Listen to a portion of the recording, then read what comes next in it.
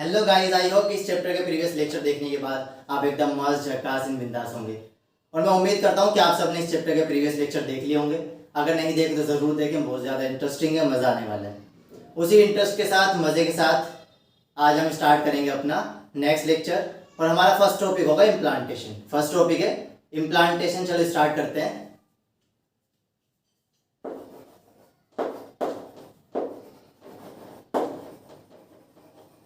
Implantation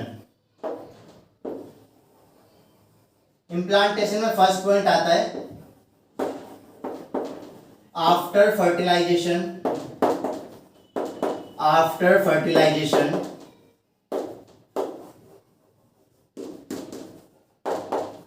fertilized cell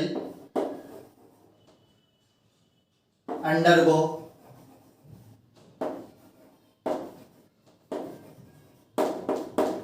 mitotic division to form 2, 4, 8, 16 cell stage called blastomeres. Next point, cleavage. Cleavage का मतलब होता है movement of fertilised cell from oviduct to the uterus. देखो, implantation में मैंने first point लिखा है after fertilisation fertilised cell undergo mitotic division to form 2, 4, 8, 16 cell stage called blastomere. इसका सीधा सा मतलब ये है कि फर्टिलाइजेशन के बाद ये जो सेल है इसे क्या बोले, फर्टिलाइज्ड सेल। एग और स्पर्म के मिलने के बाद क्या सेल बन जाएगी, फर्टिलाइज्ड सेल। अब इसमें क्या होगा, माइटोटिक डिवीजन। माइटोटिक डिवीजन से क्या होगा, 2 सेल स्टेज बनेगी, 4 सेल स्टेज बनेगी, 8 सेल स्टेज बनेगी और 16 सेल स्टेज बनेगी। समझ आ गई? तो इन सब स्टेजेस को क्या बोलते हैं, ब्लास्टोमियर्स। क्या बोलते हैं, ब्लास्टोमियर्स। सेकंड पॉइंट मैंने लिखा cleavage, movement of fertilised cell from oviduct to uterus. समझ आई? ओविडक्ट से यूट्रस की तरफ जो मूवमेंट होता है उस प्रोसेस को बोलते हैं क्लीवेज। क्या बोलते हैं, क्लीवेज। देखो, फर्टिलाइज्ड सेल का यहां से यूट्रस की तरफ मूव करना क्या कहलाता है, क्लीवेज कहलाता है। समझ आ गई? नेक्स्ट पॉइंट,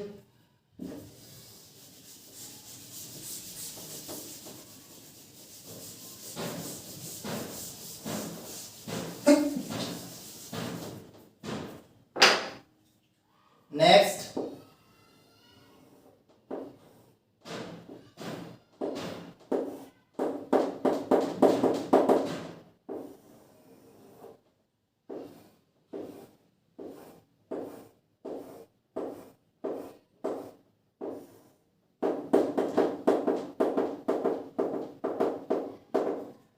ये है 8 सेल स्टेज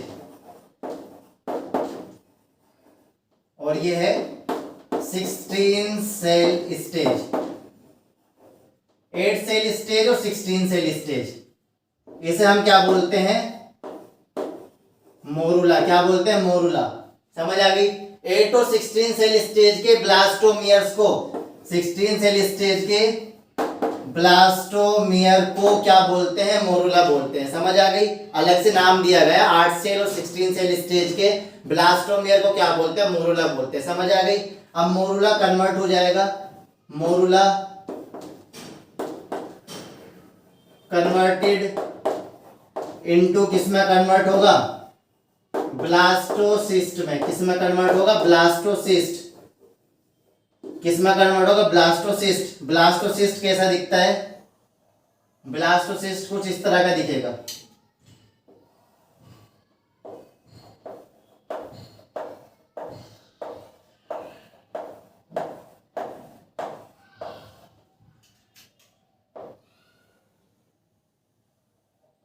इसे हम क्या बोलते हैं, ट्रोपोब्लास्ट। क्या बोलते हैं, ट्रोपोब्लास्ट। और इसे हम बोलते हैं इनर मास सेल, क्या बोलते हैं, इनर मास सेल। इसे बोलते हैं ट्रोपोब्लास्ट, इसे बोलते हैं इनर मास सेल। समझ आ गई? इतना समझ आ गया? समझ आ गया, चलो आगे बढ़ते हैं।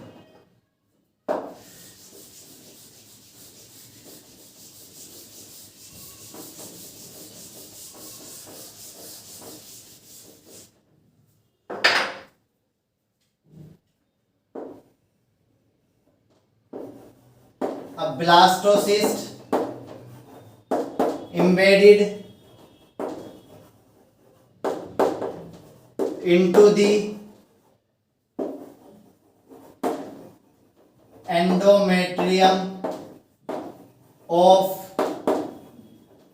uterus called implantation, इसका मतलब ये है कि ब्लास्टोमियर का एंडोमेट्रियम लेयर से इम्बेडेड होना, धस जाना, क्या कहलाता है, इम्प्लांटेशन। देखो ब्लास्टोमियर अब तक क्या हो रहा था, मूवमेंट हो रहा था, मूवमेंट होने के बाद अब जो ये वाला ब्लास्टोसिस्ट है, ब्लास्टोसिस्ट किस में इम्बेड हो जाएगा, यूट्रस में। यूट्रस के अंदर वाली लेयर को क्या बोलते हैं, एंडोमेट्रियम लेयर। यूट्रस के अंदर वाली लेयर को क्या बोलते हैं, एंडोमेट्रियम लेयर। उसके अंदर ये इम्बेडेड हो जाएगा, धस जाएगा, घुस जाएगा उसके अंदर। इस प्रोसेस को क्या बोलते हैं, इम्प्लांटेशन। क्या बोलते हैं, इम्प्लांटेशन। समझ आ गया? नेक्स्ट, इम्प्लांटेशन हमारा कंप्लीट हो गया।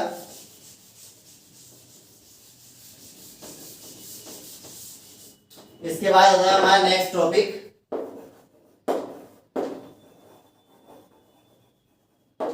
Pregnancy and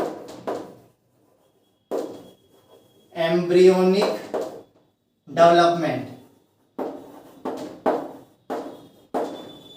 pregnancy and embryonic development. Pregnancy और एम्ब्रियो डेवलपमेंट में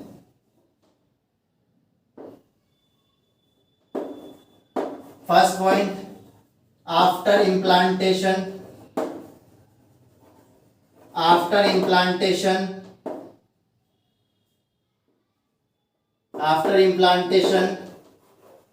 finger like projection.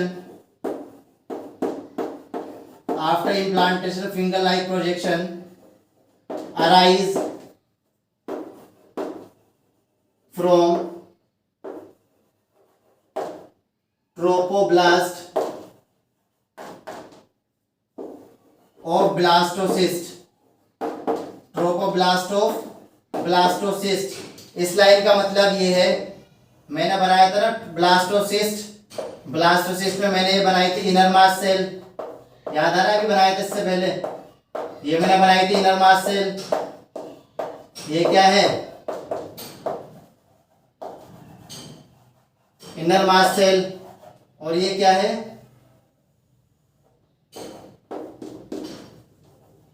ट्रोपोब्लास्ट। ये क्या है, ट्रोपोब्लास्ट। अब इससे क्या होगा, फिंगर लाइक प्रोजेक्शन अराइज होगी। ये क्या अराइज हो रही है, फिंगर लाइक प्रोजेक्शंस। ये क्या होगी, फिंगर लाइक प्रोजेक्शन अराइज होगी। इसे हम बोलते हैं कोरियोनिक विलाई। क्या बोलते हैं, कोरियोनिक विलाई। ये क्या है, फिंगर लाइक प्रोजेक्शन। क्या है ये, फिंगर लाइक प्रोजेक्शन। समझ आ गई? फिंगर लाइक प्रोजेक्शन मान लो कि ये क्या है, ब्लास्टोसिस्ट है। अब इससे क्या होगा, फिंगर लाइक प्रोजेक्शन निकलेगी चारों तरफ। फिंगर लाइक प्रोजेक्शन को क्या बोलते हैं, कोरियोनिक विलाई। क्या बोलते हैं, कोरियोनिक विलाई बोलते हैं। समझ आ गया? इसके बाद नेक्स्ट पॉइंट,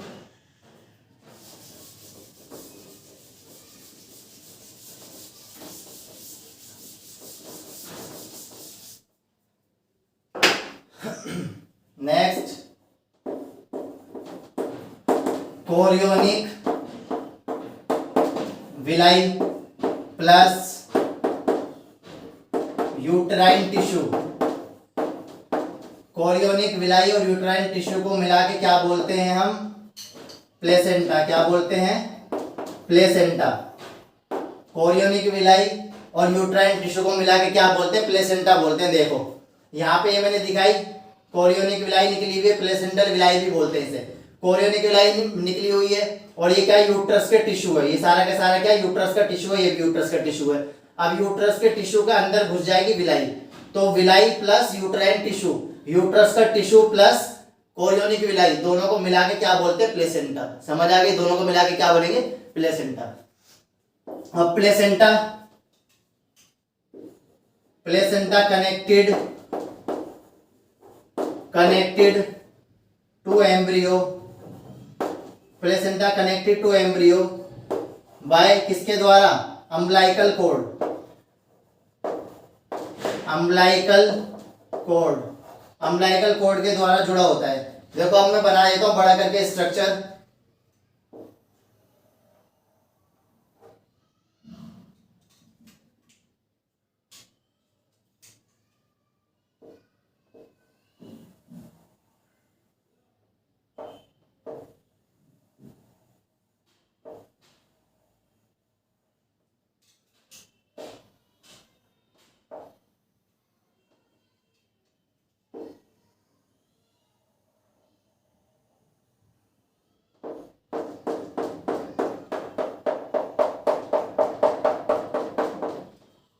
ये क्या बनाई है मैंने? Chorionic villi. ये क्या बनाई है? Chorionic villi. और ये क्या है? Uterine tissue. ये क्या है? Uterine tissue. इन दोनों को मिला के क्या बोलेंगे? अब इस वाले स्ट्रक्चर को क्या बोलेंगे? प्लेसेंटा। क्या बोलेंगे? इस वाले स्ट्रक्चर को क्या बोलेंगे? प्लेसेंटा। समझ आ गई? अब देखो प्लेसेंटा, ये पूरा का पूरा क्या है? प्लेसेंटा, चारों तरफ प्लेसेंटा है। अब प्लेसेंटा किससे जुड़ा हुआ है? एम्ब्रियो से। ये क्या है? अब प्लेसेंटा, ये पूरा का पूरा क्या है? प्लेसेंटा है। ये पूरा का पूरा क्या है? प्लेसेंटा है। अब ये प्लेसेंटा किससे जुड़ा है? एम्ब्रियो से। किसके द्वारा? देखो एक ट्यूब जा रही है ना यहाँ पर, मैंने ये तो लिखा connected to embryo by umbilical cord. जो प्लेसेंटा है किससे कनेक्ट है? एम्ब्रियो से। किसके द्वारा? अम्बिलाइकल कोड के द्वारा। देखो ये वाली जो ट्यूब है ना, इसे हम क्या बोलते हैं? अम्बिलाइकल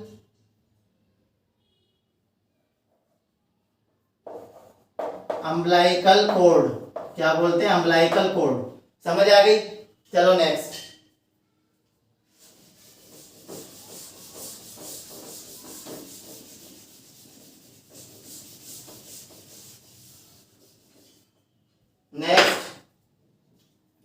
नेक्स्ट आता है फंक्शन ऑफ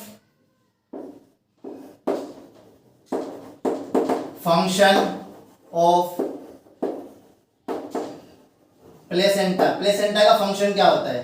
देखो प्लेसेंटा के बहुत सारे फंक्शंस होते हैं। फर्स्ट बात करें, first supply oxygen plus nutrition. Embryo को ऑक्सीजन और न्यूट्रिशन प्रोवाइड करता है। पहला फंक्शन क्या है? ऑक्सीजन और न्यूट्रिशन प्रोवाइड करना एम्ब्रियो को। समझ आ गई? नेक्स्ट दूसरा फंक्शन है रिमूवल ऑफ। किसे रिमूव करेगा? CO2 को प्लस वेस्ट प्रोडक्ट। CO2 और वेस्ट प्रोडक्ट्स को रिमूव करेगा। समझ आ गई? ऑक्सीजन और न्यूट्रिशन को सप्लाई करेगा और CO2 और वेस्ट प्रोडक्ट को रिमूव करेगा। किससे? एम्ब्रियो से। समझ आ गई? नेक्स्ट इसका फंक्शन है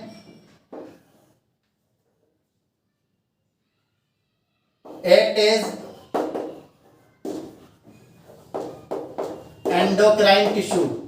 एंडोक्राइन टिश्यू की तरह भी एक्ट करता है। एंडोक्राइन टिश्यू का मतलब होता है रिलीज करेगा हार्मोन, रिलीज हार्मोन। ये हार्मोन रिलीज करता है। अब कौन कौन से हार्मोन को रिलीज करेगा? कौन कौन से हार्मोन को रिलीज करेगा? पहला हार्मोन है human chorionic gonadotrophin. Human chorionic gonadotrophin, इसे हम बोलते हैं HCG। ह्यूमन कोरियोनिक गोनेडोट्रोफिन से हम बोलते हैं HCG। समझ आ गया? नेक्स्ट दूसरा हार्मोन है ह्यूमन प्लेसेंटल लैक्टोजन, इसे हम बोलते हैं HPL। Next oestrogen, next progesterone. समझ आ गई? 4 हार्मोन रिलीज करेगा प्लेसेंटा, किसकी तरह एक्ट करता है? एंडोक्राइन की तरह। फंक्शन क्या क्या बताए? पहला फंक्शन है ऑक्सीजन और न्यूट्रिशन को सप्लाई करना। दूसरा फंक्शन है जो CO2 एम्ब्रियो रिलीज करेगा, CO2 को वेस्ट प्रोडक्ट को बाहर निकालना। तीसरा फंक्शन है एंडोक्राइन टिश्यू की तरह एक्ट करना। एंडोक्राइन टिश्यू का मतलब होता है जो हार्मोन्स रिलीज करेंगे। कौन कौन से हार्मोन रिलीज कर रहे हैं प्लेसेंटा से? कौन कौन से हार्मोन निकल रहे हैं? पहला है ह्यूमन कोरियोनिक गोनाडोट्रोपिन HCG, दूसरा है ह्यूमन प्लेसेंटल लेक्टोजन HPL, तीसरा एस्ट्रोजन और चौथा क्या है? प्रोजेस्टेरोन। समझ आ गई?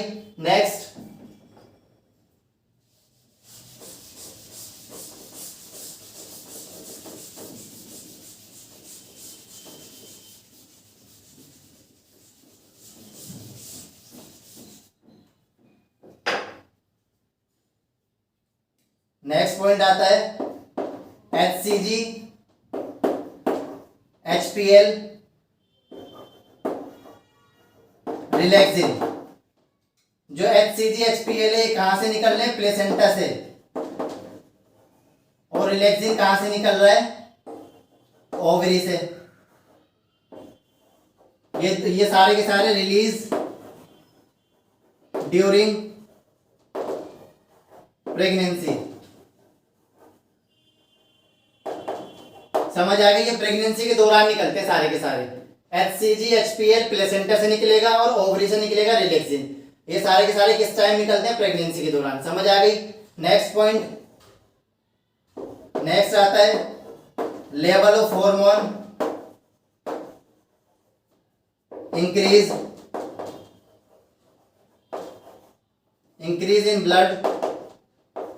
in blood which is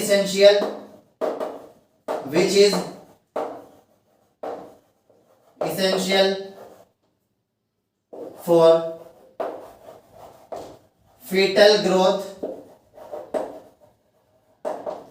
and embryonic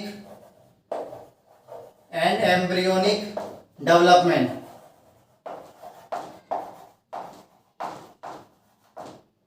समझ आ गई?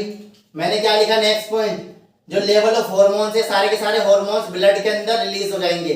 ब्लड के अंदर इनका लेवल इंक्रीज हो जाएगा। जब धीरे धीरे रिलीज होंगे तो प्रेगनेंसी का जो प्रेग्नेंट वुमेन है उसके ब्लड के अंदर इन हार्मोन्स का लेवल इंक्रीज हो जाएगा। समझ आ गई? इन हार्मोन्स का लेवल इंक्रीज हो जाएगा। हार्मोन का लेवल इंक्रीज होना भी जरूरी। क्यों जरूरी है? फीटल की ग्रोथ के लिए और एम्ब्रियोनिक डेवलपमेंट के लिए इन सब हार्मोन्स का ब्लड के अंदर ज्यादा होना जरूरी है। समझ आ गई? Next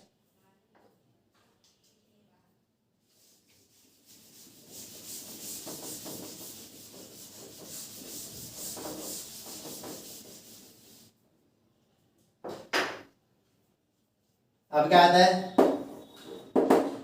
period of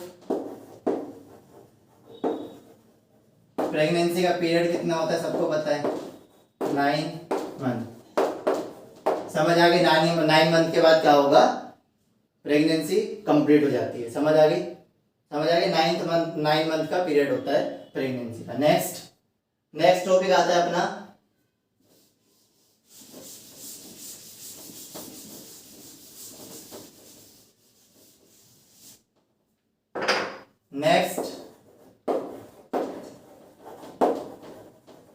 parturition and lactation. Parturition and lactation. देखो, पार्चुरेशन का मतलब क्या होता है? द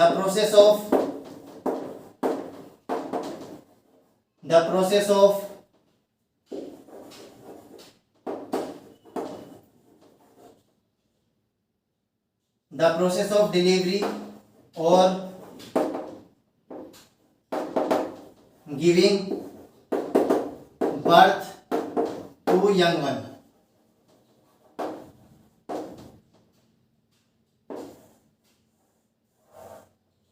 नेक्स्ट इसमें क्या आता है? फीटल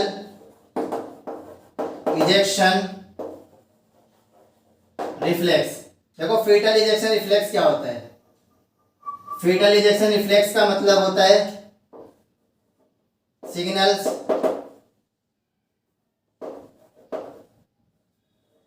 सिग्नल्स कहाँ से आएंगे, प्लेसेंटा प्लस फुल्ली डेवलप्ड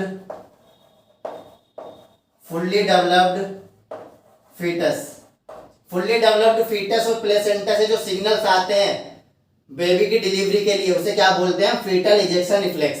और प्रोसेस ऑफ डिलीवरी ऑफ को क्या बोलते हैं, पार्चुरेशन। समझ आ गई। The process of giving birth to young one या फिर डिलीवरी को क्या बोलते हैं, पार्चुरेशन बोलते हैं। पार्चुरेशन के लिए प्रेशर लगेगा ना, प्रेशर लगेगा, ऑटोमेटिक प्रेशर लगता है, तो उसे वो कहां से आता है, फीटल इजेक्शन रिफ्लेक्स। कहां से आएगा, प्लेसेंटा और फुल्ली डेवलप्ड फीटस से एक सिग्नल आएगा, उसे बोलते हैं फीटल इजेक्शन रिफ्लेक्स, जिसकी वजह से पार्चुरेशन होगा। समझ आ गई। अब आता हमारा lactation.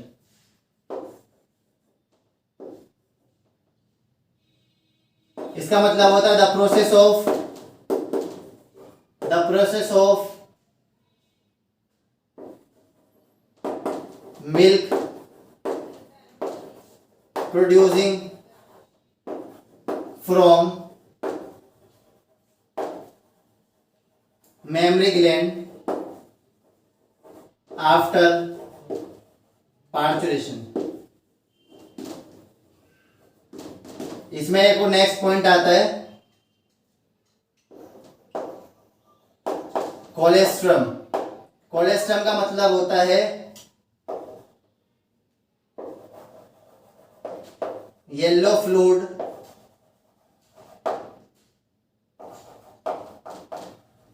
Secrete after parturition. Parturition के बाद कुछ मंथ के लिए येलो फ्लूइड रिलीज होता है, इसके अंदर होती है IgA एंटीबॉडी। समझ आ गया, जरूरी है न्यूबॉर्न बेबी के लिए। देखो मैंने क्या बताया, पार्चुरेशन और लैक्टेशन। पार्चुरेशन मैंने बताया the process of giving birth to young one या डिलीवरी ऑफ अ बेबी, इसे क्या बोलते हैं, पार्चुरेशन बोलते हैं। समझ आ गया। इसमें मैंने बताया कि पार्चुरेशन के लिए जब बेबी की डिलीवरी होगी तो उसके लिए कहीं से सिग्नल तो आएगा, कहां से आएगा, प्लेसेंटा से और फुल्ली डेवलप्ड फीटस। जब फीटस पूरा का पूरा डेवलप हो जाएगा तो प्रेशर लगाएगा, प्लेसेंटा भी प्रेशर लगाएगा बाहर निकलने के लिए बेबी को, उसे हम क्या बोलते हैं, उस सिग्नल को बोलते हैं फीटल इजेक्शन रिफ्लेक्स, जिसकी वजह से क्या होगा, डिलीवरी होगी। समझ आ गई, इतना समझ आ गया। इसके साथ साथ जब फीटल इजेक्शन रिफ्लेक्स होता है तो एक हार्मोन निकलता है ऑक्सीटोसिन, उसे क्या बोलते हैं, ऑक्सीटोसिन, वो पिट्यूटरी से निकलता है। वो भी क्या काम करता है, प्रेशर लगाता है, स्ट्रॉन्ग यूटराइन कॉन्ट्रैक्शन करेगा। ये यूट्रस होता है ना, यूट्रस में कॉन्ट्रैक्शन करवाता है ऑक्सीटोसिन। यहां से सिग्नल आएगा, ऑक्सीटोसिन निकलेगा और वो क्या काम करेगा, प्रेशर लगवाएगा ताकि डिलीवरी हो जाए। समझ आ गया। लैक्टेशन मैंने क्या बताया, the process of milk producing from mammary gland after parturition. Parturition के बाद कुछ मंथ तक क्या होगा, मिल्क प्रोड्यूस होगा मेमरी ग्लैंड से, उसे क्या बोलते हैं, लैक्टेशन बोलते हैं। समझ आ गई। इसमें मैंने बताया कोलेस्ट्रम। पार्चुरेशन के बाद कुछ टाइम के लिए येलोइश फ्लूइड निकलता है, मेमरी ग्लैंड से येलोइश फ्लूइड निकलता है, जो बेबी के लिए बहुत ज्यादा जरूरी है, क्योंकि इसके अंदर न्यूट्रिशन होता है और बहुत सारी एंटीबॉडीज होती है जो हेल्प करती है फाइट करने के लिए, जो फाइट में हेल्प करती है, बेबी को इन्फेक्शन से बचाएगी, बहुत सारी चीजों से बचाती है। समझ आ गया। आई होप कि आप सबको ये टॉपिक समझ आया होगा, मजा आया होगा। हमारा चैप्टर खत्म हो चुका है, मिलते हैं हम अपने नेक्स्ट चैप्टर और नेक्स्ट लेक्चर के साथ। All the best and God bless.